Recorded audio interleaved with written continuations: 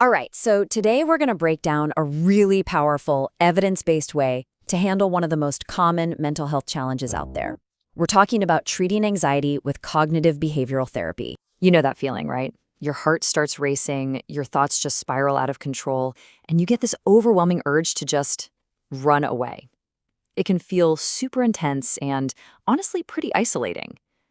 But what if there was a structured way to actually understand and dismantle that trap? Well, first off, it's so important to know that you are definitely not alone in this. I mean, get this. Research shows a staggering 18% of adults in the US deal with an anxiety disorder every single year. So this isn't some rare thing, it's a shared human challenge.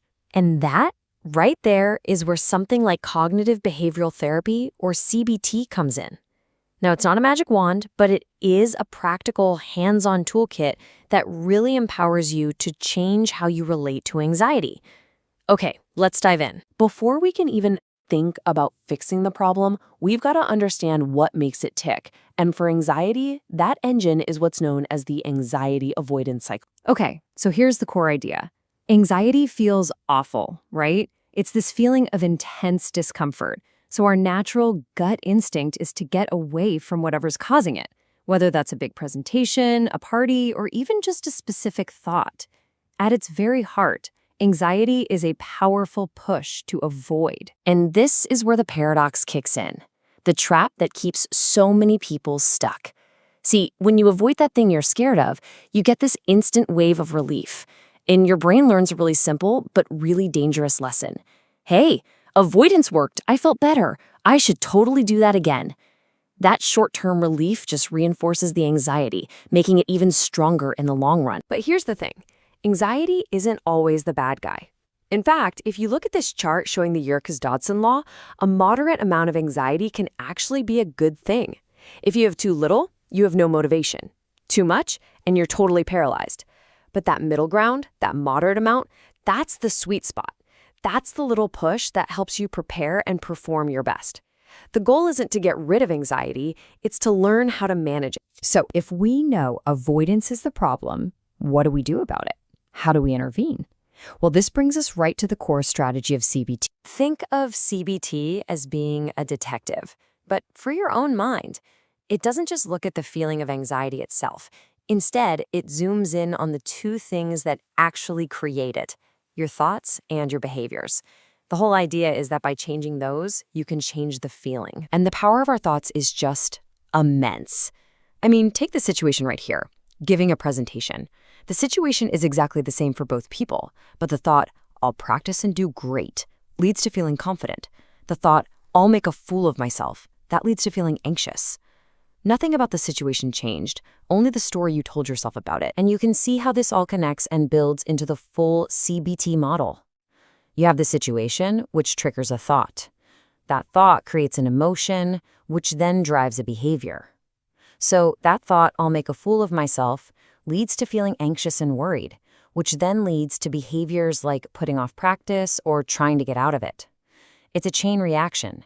And CBT gives you the tools to break that chain at every link. All right, so the first link in that chain we can actually break. It's the thought itself. This first tool is all about learning how to challenge your own anxious thoughts. And the process is surprisingly straightforward, but it's really effective. It's basically 3 steps. First, you just identify that automatic negative thought. You catch it. Second, you put it on trial. You challenge it. And third, you replace it. And you're not replacing it with some ridiculously positive thought, but with a more realistic, more balanced one. So how do you actually do that? How do you challenge the thought? Well, you become that detective again.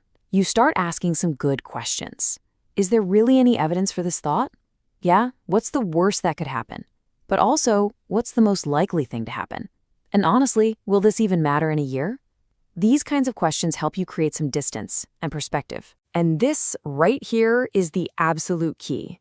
We're not trying to force ourselves into thinking, "Oh, everything is amazing and wonderful." That's not realistic. The goal is simply to shift from a negative bias to a more neutral, realistic one. It's about seeing the situation for what it actually is, not for what your anxiety is screaming at you that it is. Okay, so changing your thoughts, that's one half of the battle. The other half? That's about changing your behavior. And this is where we learn to face our fears head on with a powerful technique called exposure. And the logic behind this is super clear. And honestly, it's transformative.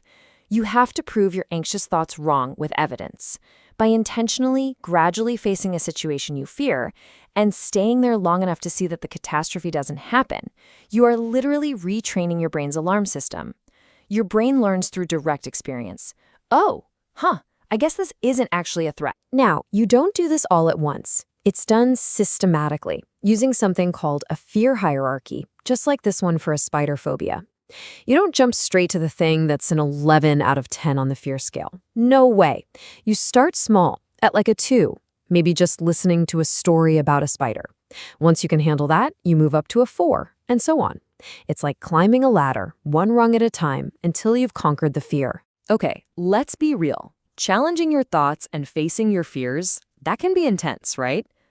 That's why the CBT toolkit also comes with skills to manage the physical side of anxiety, right in the moment. One of the most powerful tools for this is deep diaphragmatic breathing. Think of it like a physical off switch for your body's fight or flight response. The process is simple. You just sit comfortably, maybe put a hand on your stomach so you can feel it rise. Then you breathe in slowly through your nose for about 5 seconds, hold that breath for another 5, and then breathe out slowly through puckered lips, like you're blowing out a candle, for 5 seconds. Just repeating that for a few minutes sends a powerful signal to your whole nervous system to just calm down. And here's another fantastic technique: progressive muscle relaxation. This is where you systematically tense and then release different muscle groups in your body. What's so cool about this one is you get a double benefit. It not only creates this deep sense of physical relaxation, but it also trains you to recognize where you hold your tension. You become more aware of the very first physical signs of anxiety. Look, at the end of the day, these things aren't just little tricks or hacks. They are learnable skills. They give you a real sense of control, the ability to actively regulate your own body's stress response, instead of feeling like it's just happening to you. And that really brings us to our final thought here. CBT gives you a framework to become the author of your own story, your own responses. It's about taking the pen back from anxiety. So the question I want to leave you with is this: if you could rewrite your anxious thoughts, what new, more balanced story would you choose to tell?